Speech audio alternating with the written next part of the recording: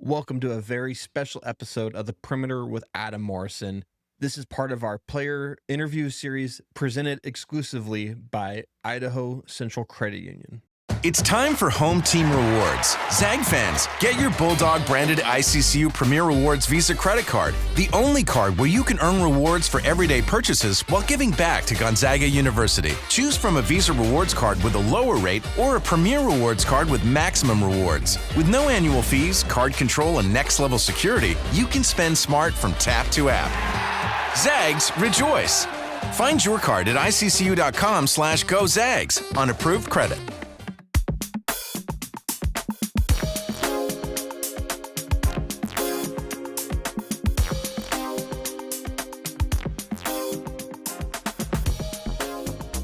Welcome to the Perimeter, special episode presented by Idaho Central Credit Union. We got Braden Huff, one of my favorite players to call. I'm not just saying that because you're sitting right here. If you probably haven't listened to our show, but the people in the last two seasons that have, I almost started a campaign to get you to play more minutes. I'm not even kidding. You know what I mean? Like, it was like frustrating. It's like, why does this fucker play more, man? You know what I mean? Like, in a good way. Yeah, you know what I'm saying? So I appreciate you coming on. You know, these interview types are very interesting because people like to hear where you're from, what's your background, recruiting process, all those things. Because everybody like assumes like, well, Gonzaga comes in the door, you just say yes. Well, there's a process behind it. Mm-hmm. So first, just tell us like you're from Chicago, but not Chicago. So give us an idea of like where you're from. Yeah, I like to say I'm from Chicago, but I'm like western suburbs, so 30 minutes outside or so. So small town called Glen Ellen. Mm-hmm. So recruiting process though, COVID hit my sophomore year, so that kind of made things a little interesting. Gonzaga came in junior year AAU season. Yeah. What day? Hold on, real quick, because I did the AAU circuit with my daughters, and I've talked about it. What circuit and what team would you play for? I was Under Armour circuit. Yep. Illinois Wolves is the team I played for. So you went to like Spooky Nook and all those? Yeah, it was a bunch of places like that. So anyway, keep going. Yeah. So junior year, this is actually a pretty cool story, but after one tournament, I forget where we were in. It might have been Atlanta or something. We played a game. We were in the hotel with a couple of my AAU teammates, and one guy's like, Braden, like, be a great fit. Like, I could see you at, and he was like, Gonzaga. 5 minutes later, not even, like, called to get a call from Spokane area code. It was Roger Powell. So that's awesome. That's a pretty cool story. That was the first contact I'd had with them, and from there, took a visit, loved it. Coaching staff, players, I think, especially my play style and stuff, it fits the mold. You see a lot of guys like that. Skilled bigs. Yeah, exactly. Exactly. So, who else recruited you real quick? It was a lot of Big Ten. Of course. Illinois, Wisconsin, Michigan State, Virginia Tech was in there, but mostly in the Midwest area. So real quick, did you get a lot of pressure being a Midwest guy? Like, you got to play in the Big Ten. Was there like any like, why would you go to fucking Gonzaga type of deal? I think a little bit. I mean, Illinois fans, they love their guys. they love guys who stay. Yeah.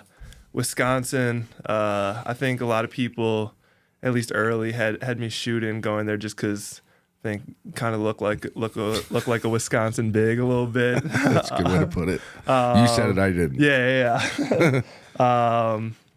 And then I actually grew up a Michigan State fan, so there was that too. But just a different play style. Yeah, I thought I fit this better. And, so and Izzo's an all-time legend. I played with guys that played at Michigan State, but you better get ready to get MF the whole time. No doubt. You know what I mean? Like, and so if you're not ready for that, and you can be ready for it, but for 4 years, 3 years, whatever, it wouldn't be fun. Yeah. And he loves his guys. He wants the best. Oh, for he's them, terrific. He's a Hall of Famer. Yeah, that's how he approaches it for sure. Yeah.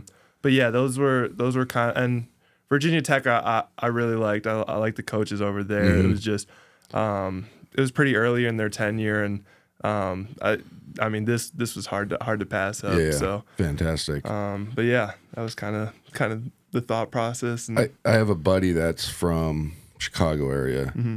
And this, I'm not just saying this here, but he's like, because you went 37-1, won state championship at your high school. He said like your team was like legendary because it was all like slow white guys, It was all, kind of, all and then you suburban, beat Simeon and all those teams. You know what I mean? So it kind of explained like what that was like.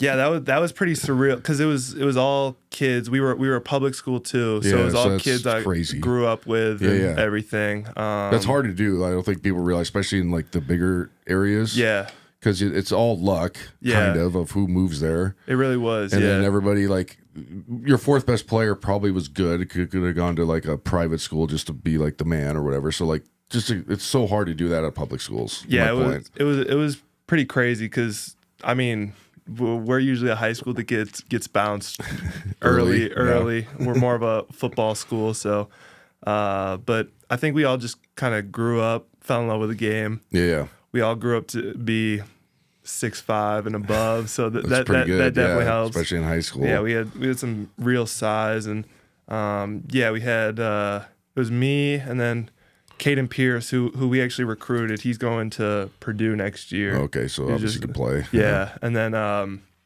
shooter Bobby Durkin. We played him. He was at Davidson. We played where was that? The Bahamas. Yeah, and now he's at Minnesota. So you have 3 D1s. So that's crazy. Yeah, and then public school. 2 other guys who play D2 now. Yeah, good players. One out in Florida, one in Wisconsin. So a bunch of guys who just played, loved the game, and I think the coolest thing about that was we all like just for fun, we'd all just go to the gym, get shots up, play pickup. Yeah, I mean, I we didn't win a state championship, but we went to a state championship, and like part of the thing was the reason why we're so good in high school. We used to play pickup, like you said, we'd play 2-on-2 after school. You know what I mean? Like, and that's kind of how you build the camaraderie. And then also too, I think a lot of kids now, and I've talked about this on the show, is like, they just go work out against cones. You got to play. Yeah. You have to play. Yeah. Even if it's 1-on-1, whatever. Yeah. You know what I mean? Talk of like basketball sense, how much that's helped you like develop. So much. I mean, I think it's just everyone sees stuff on social media, kind of like what people are doing, all these Instagram trainers and stuff, and try and kind of emulate that. But I mean, like hold a tennis ball and fucking do a circle and then jumping jacks and then shoot it. It's like, okay. Yeah, I like to, I mean, my play style isn't like, you're not going to watch a highlight reel and be like, oh man, but like you watch a full game. I like to think like making an impact. It's pretty simple, but I like to keep it simple. And I just think like playing against actual bodies is how you're going to like, all right, this is how I'm going to get my shot off. Yeah, like 100%. this is how, whereas like 100%, you can shoot this stuff against cones and stuff, but it's going to be completely different. Yeah. I mean, it's just like Coach Few said it to me one time when I was a GA. We were playing somebody and it was like the all weight room team or whatever. And then he's like, they're all good against the cones. They don't know how to play. And it's so true. Like, it just is like, and, you know, parents that are listening to the show or kids that are listening to the show are like young players. Like, dude, you got to go find pickup. You got to play against older people. Even if it's the same dudes, you can play hard against each other and not hurt each other. Yeah. That's the other part. Like, everybody's always like afraid of getting hurt. It's like, okay, you can't just be paralyzed, but you could still play against somebody and just be straight up, whatever, you know what I'm saying? I think, you know, doing that in high school probably created like some real good chemistry, obviously. But was it 2022 Mr. Illinois basketball, Chicago Sun-Times? What was that like? I mean, I didn't win that shit. That was really cool. Just because some of those names that won that award, being that's what I'm through saying. Chicago and stuff, like Derrick Rose, guys that's why I mentioned it. Like, that was a real thing. Yeah, that was pretty surreal just to be able to do that. I mean, going into that season, I think the biggest goal was to win that state championship, just because it was something in our high school we've never done or even really come close to. So do that, but. I mean, I didn't even average like crazy numbers because like we were winning games. I'd be out in the third quarter or something. That sucks. That's the worst part about being good in high school. But like, 32-minute games, stupid. Yeah, but like the winning, I think, kind of people saw through that. Like you're winning games. You guys are 37-1. Like didn't lose a game to a team in Illinois. That's kind of hard to like. Pass even if guys are averaging more points or whatever, like. I really think winning kind of trumps all, which is the biggest thing. Absolutely, especially like with the talent that you had. Obviously, you guys were probably blowing some teams out, so your numbers are always going to be skewed. I dealt with that a little bit in my senior, not to just get into it, but like sometimes my coach, like people would be like, "You're running up score." He's like, "I have like 6 really good seniors. It's not their fault. Yeah, we're going to keep them in until 4 minutes left." You know what I mean? Like I don't have to take them out. Yeah. You. You know what I mean? But it's true because like your seniors, you earned that. But also people look at it that way anyway. So pretty neat honor to win that, especially like you said with the other names. I'm sure there's a ton of other like pros that have won that award. You know what I mean? Like a ton of, when I remember when I won out, I kind of dug deep into some of the names. Yeah. It's pretty cool. Well, the point is that I'm trying to give context to people. Like Chicago area basketball is obviously terrific, and then like suburban teams winning doesn't happen as much unless they're like, you know, the private school, you know, you kind of. So that's why I was trying to give context. Like, it's Illinois, Mr. Illinois basketball, like, it's a huge thing, and then winning the state championship, like, there's like, where were you guys ranked in the country? Did you end up being ranked? I think it was like top 15. Yeah, that's what I'm saying. Yeah. So you're obviously really good. That's against like the Oak Hills and the IMGs and you know those rankings at the end of the year. So let's talk about your redshirt year. Mm-hmm. What was that like being that highly touted of a player? Whose idea was it? Was it the coaching staff, or did you come in because you were behind Drew? Was Drew still here? Drew was here. Yep. Okay. Anton. Yep. Ben, and then Efton, Reed. Yeah, I forgot about Efton. Yeah. So was it like easy decision, hard decision? Kind of give us the context of that, please. It was something they kind of threw out early in the fall, and they're like, it's your decision, like it's your decision. Yeah. But if you do it, like you gotta really make the most of it. Like you're not here to redshirt and just kind of take that year off. Yeah, veg out. Yeah. So I thought about it. I'm like, I might as well take the because I knew if I played, I was only gonna play garbage minutes against 4 minutes or something. Yeah, where we're up by 40. So I was Pepperdine. Like, yeah, exactly. Like I might as well take this year off, learn from these guys, and just get these workouts and get lifts in, and approach it that way instead of wasting a year of eligibility. Late fall, like I think we played maybe both our exhibition games, and I was like, I think I'm gonna redshirt. So went through that whole process. B Mike was kind of my guy, who was putting me through workouts. So we would work out before practice. We practice, scout team, and then actually after practice, this goes back to kind of playing. It would be like me, and then June joined halfway through. Oh yeah. So me, June, and then Rock, who was a walk-on. We'd play ones for like an hour after every practice, and play you hoop, man. It was just live, just good to kind of do that, get reps in, because scout team's different because you're playing a certain player, and you can rock out a little bit, but it's not. But it's like, and usually like you're the scout team for the bigs in our league, and some of them are not very good. It's just like catch it and swing it. Yeah, you know what exactly. I mean? Like you can't even do anything. It's which helped other aspects of my game that I needed to get better at, but it definitely wasn't. You don't have that full freedom because you're trying to give the guys a look. But we had the ones, and then I would also on Sundays I'd go to the warehouse. Play John's run. That's legendary too. Do that. Is he still playing in those, or is it just? Was he still playing in it? Yeah, fouling the shit out of everybody. Just fouling the shit out of everybody. He's getting all the foul calls. Dude, he was 2 years, I think, removed my freshman year from retiring, and he obviously played 19 years, so he could still go. Yeah. And he would come down and just bust everybody. He would come to our practices and just bust everybody's ass, dude. It was crazy, dude. Like you couldn't. Because he obviously played in the era of the hand check era. Yeah. So he just put that shit on your hip. You couldn't fucking move. Yeah. You couldn't go nowhere. Yeah. And then, like, you try to, like, low sweep him. Balls in his hand. Like, you can't do nothing. He used to play. So I was a freshman that year. So, I came off the bench. So I was always on, like, red squad. And when he'd come in, our red squad would beat the shit out of the starters. We were good that year. We were like 2 seed.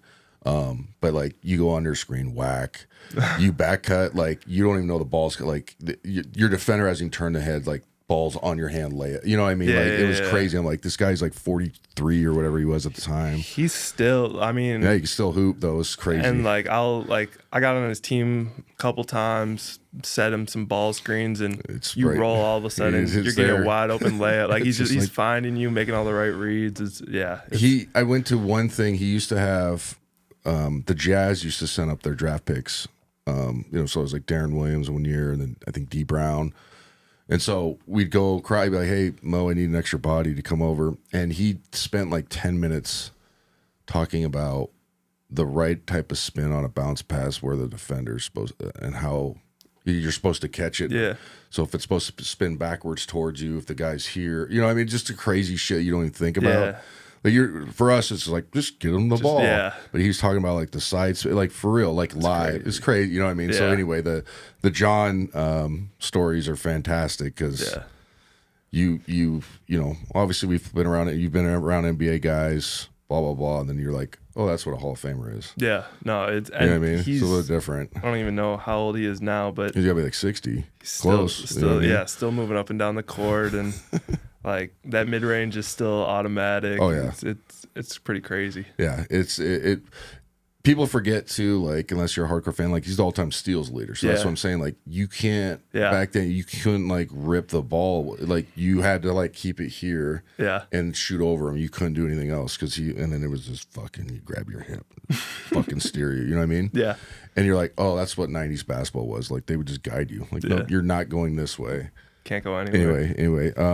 So after redshirt year, going to freshman year, how many minutes did you play that year? Just off the top of your head. I can't even remember. I have the stats, but like approximately, like wasn't it like 15, 12, something like that? Probably somewhere around there, yeah. Let's see here. I think 16. Okay. Yeah, 16. Yeah, 16, something like that. Was that role a little bit fried? Because who was on that team? That was coming off my redshirt year. Yes. Who's still the bigs? It was Anton, Graham. Ben. It was his first year. Ben. Oh, okay, I think those were the three. Yeah. Three guys. Yeah. Towards the end of that year, actually, Ben, Anton, and Graham were all starting together. Yeah, I remember that they had to go like super big. Yeah. But those were the three guys, and it was definitely like.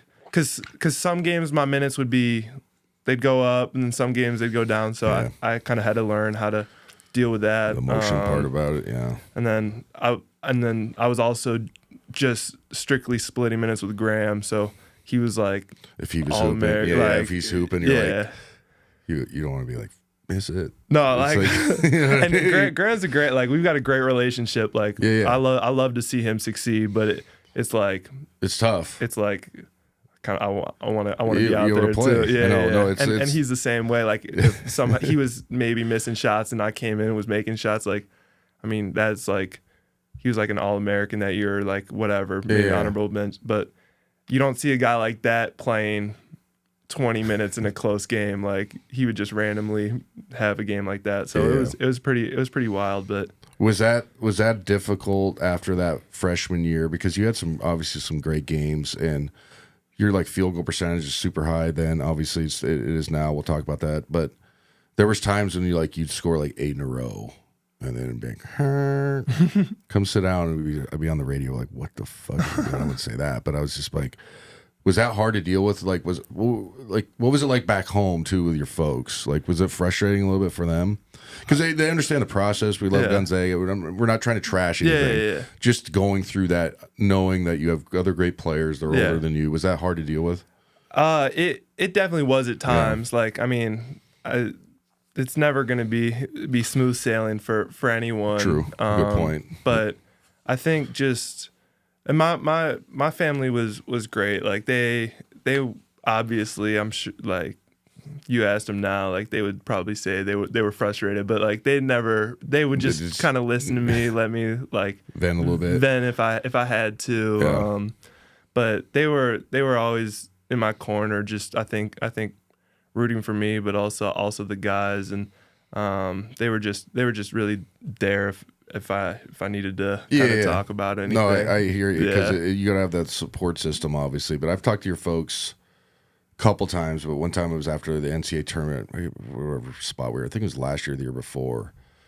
And I could tell your dad was a little bit frustrated. But he's like, kind of, I was like, you can be like pissed. I get it too. Yeah. You know what I mean? I was like, just stay the course. Like, we love Braden. Don't leave. You know what I mean? Like, he's terrific.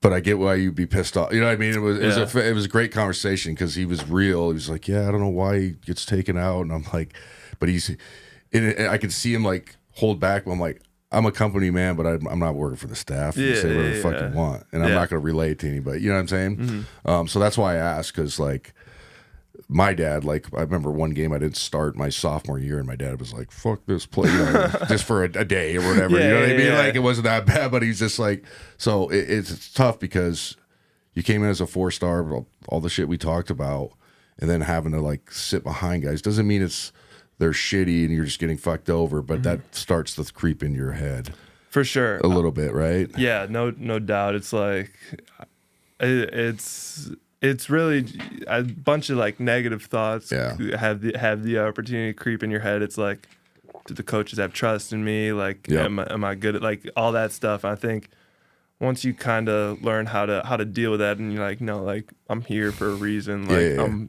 I'm a good hooper.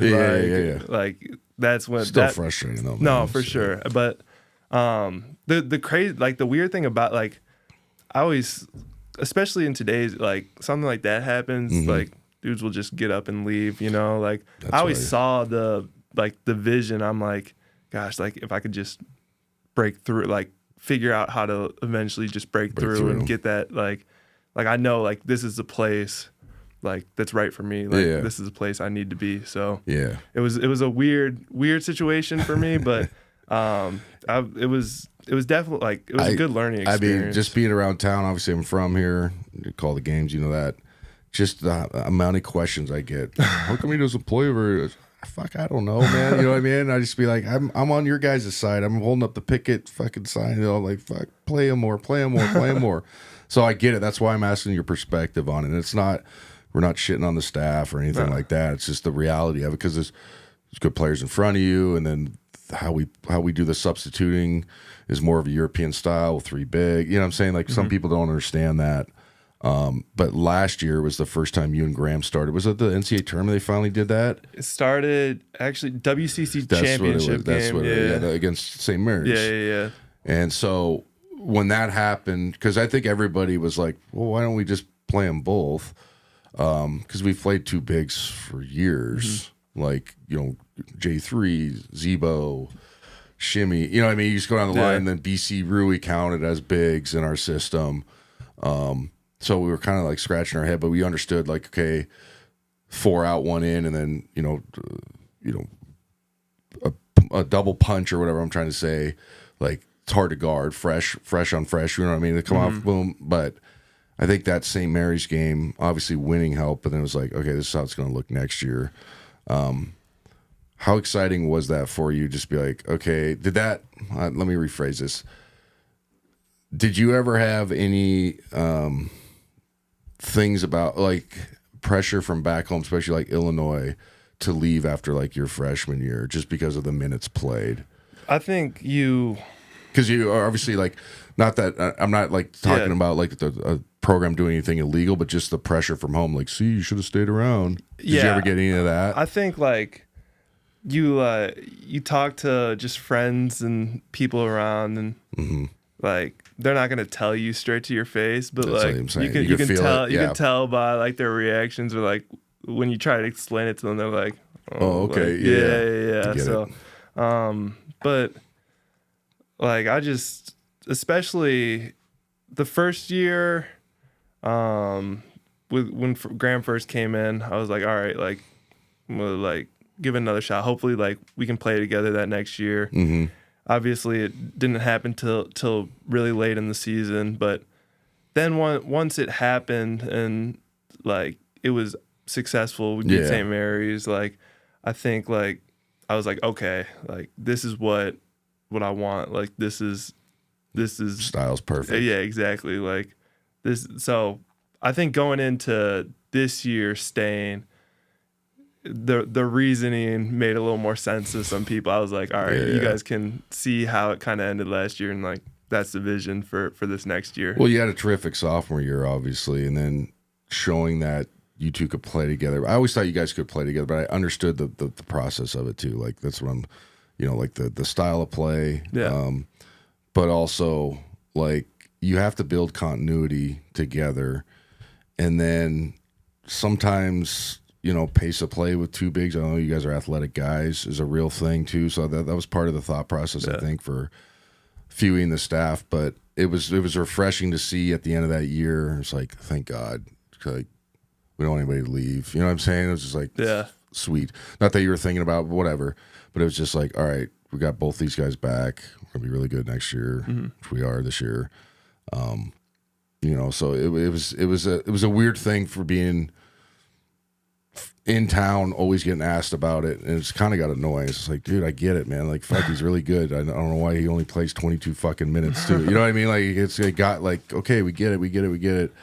But like going into this year in the summer, what was the biggest thing you think you worked on game wise? Because you've made some improvement. You're shooting the ball way better from 3 than you have before. Yeah. And I think some of the numbers with you, and this not trying to embarrass you, but like, I think it's like you don't have any volume on your 3 attempts. You know what I'm saying? You shoot like 1.5 a game for the previous to that. Yeah. Was that something you like really thought about? Was the 19-9 line at least? I think a lot of it was, understanding that I was going to be playing with Graham this year. Yeah. So I think defensively, trying to be able to guard different positions than what I've been guarding, instead of just like the slow-footed You're big, fine on defense. Yeah. And then offensively, just stretch it out, get the shot improved. Yeah. Like, because spacing I think is a big thing, and Absolutely. At the next also level. just driving the ball as well, being able to kind of have it at the top, and being able to kind of attack a bigger, slower defender from there, I think was another thing I kind of focused on. And then also the right hand. Previously, past couple of years, it was all left. I think this year, being able to get to that right. Yeah, you're a right shoulder guy. Yeah, no doubt. That's a lot of my clips. So I laugh though when some of the teams that we play against, and obviously I love lefties. I talk about it on my show, like coaching lefties. It's a unique. It's harder to guard. You're not used to it. Blah blah blah. All the things you probably heard obviously your whole life, but like you'd be setting up your move to like drop baseline to your right hand, and I'm like, he's not doing that, and they'd fall for it. I'm like, God, you guys are so dumb. Like, I would let him just make a right-handed layup just because, you know what I'm saying? Like, just overplay it. Yeah. But you have, it did improve this year, but like as a lefty growing up, obviously you're kind of ambidextrous because it's a right-hand world, right? Mm-hmm. So like, did you start like? This is a weird question, but like when you were a kid, did they put in your left hand right away when you played, or just naturally happened? Because I know people that have taken their kids and be like, "You're going to be a lefty." No, it wasn't just for that. You know what I mean? Actually, like parents thought I was a right, because I write with my right hand. So I'm saying, everybody, all lefties are ambidextrous. You have to be. Yeah. They bought me like I was playing baseball at first. They bought me like a right-handed mitt. Mm-hmm. I threw with my right. I'm like, this doesn't feel right. I was like throwing just like tossing it, and then I tried it with the left. I'm like, actually threw it normally. I was like, this feels way better. Like, and then basketball was. I think it was just always left. Yeah. I'm sure when I was really young, I was shooting with 2 hands, so it was hard to tell. But eventually, it developed into a lefty shot. Obviously, we got to talk a little bit about the knee injury. Happened at practice, correct? Yep. Just guarding somebody. Yeah, just normal play, kind of defensive end. I kind of dug my foot in the ground. Just turned. Yeah. I did an ACL my second year in preseason in the league, so it's not an ACL, but I get it. It's fucking shitty. And like, how hard was that?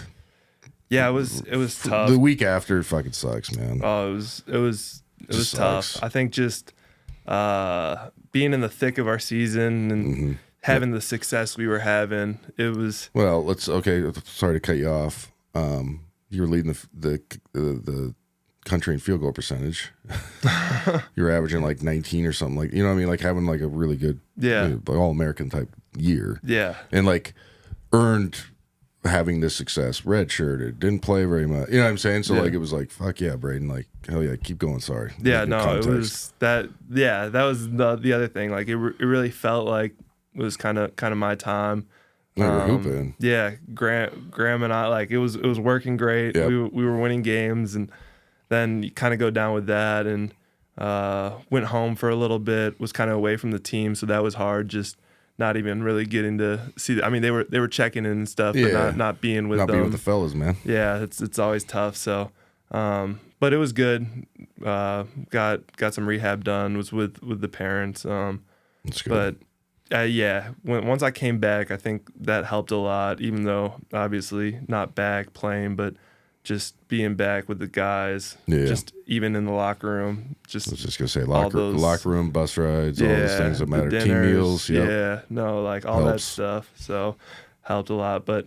Definitely, just it happened in the middle of the season when I felt like we've been playing really well. Yep. Was tough, but guys have done a great job kind of picking up the slack and adapting, figuring out. A bunch of guys have kind of gone down for short stints and just kind of kept onward. Be ready to go next year.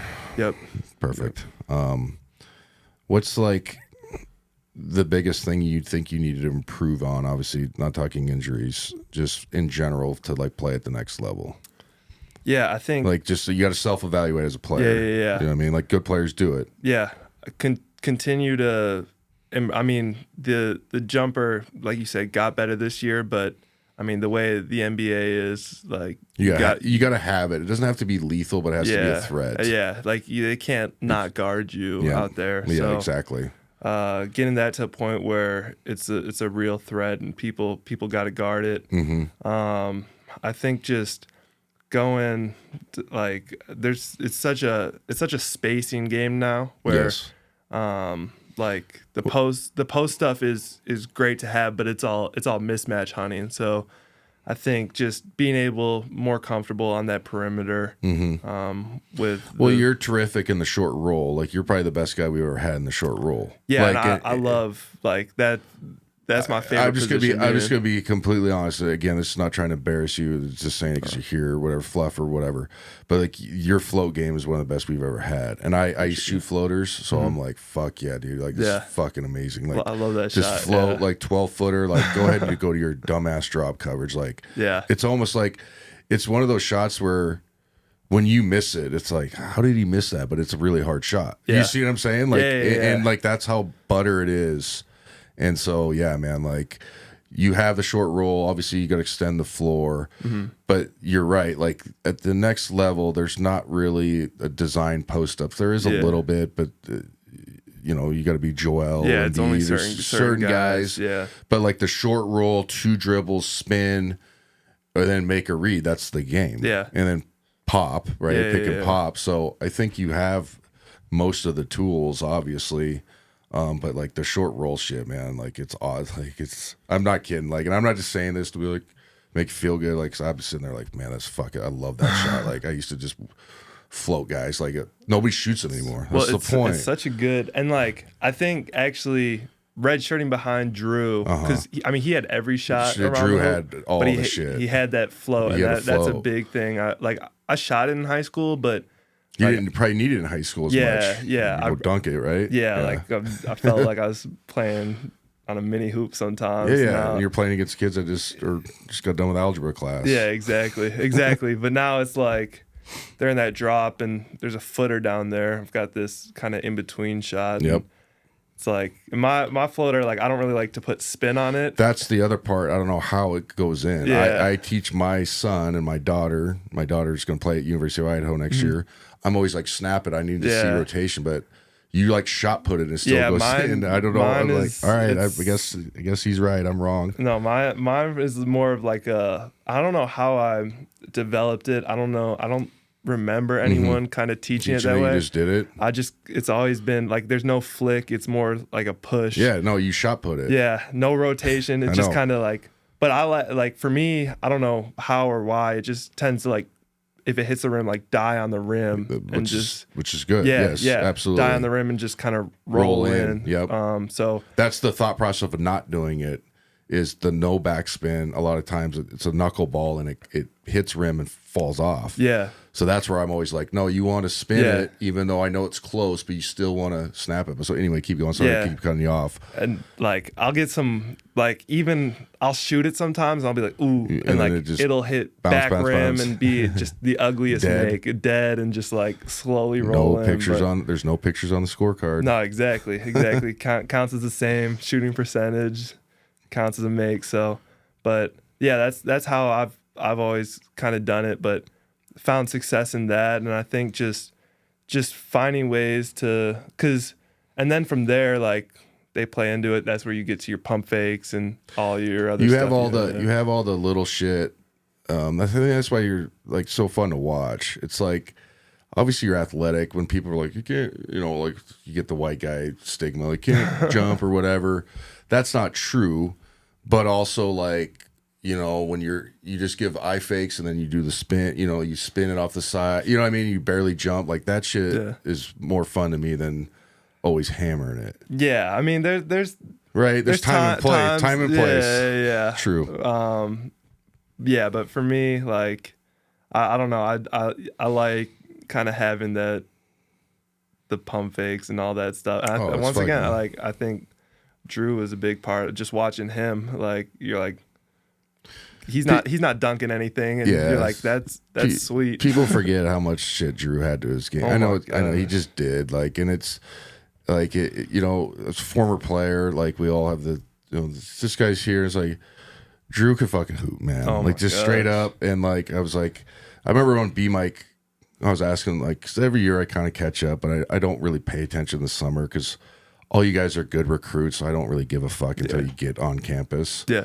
Because who knows how, we've all played with guys. You've probably played against guys that he's a 5-star and he busts his ass. You're like, how the fuck? So like, I want to see it on anyway.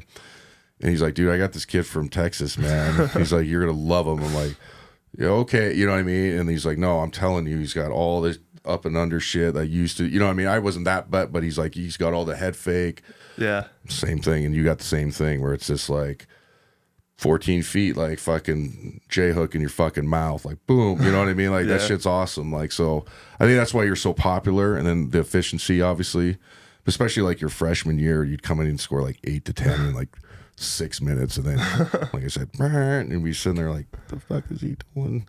Yeah. Anyway, whatever, coach. B Mike would always joke with me. He's like, my freshman year, he'd be like, you're the SWAC player of the year. Like I'd come in against those teams because we're blowing teams out. I'd have like 20 that game. He'd be like, your per 48 or per 40 or whatever is probably stupid. Yeah, though. I don't know exactly what if he plays 40 minutes, he's gonna average 28 and 32 or some dumb. You know what I mean? Like it was crazy. Wish that was how it worked, but no, that it's always good.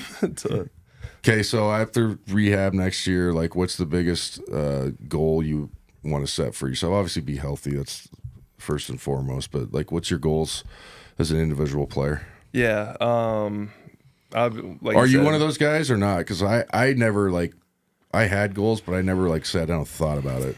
Like, see what I'm saying? Yeah, I don't want to play good.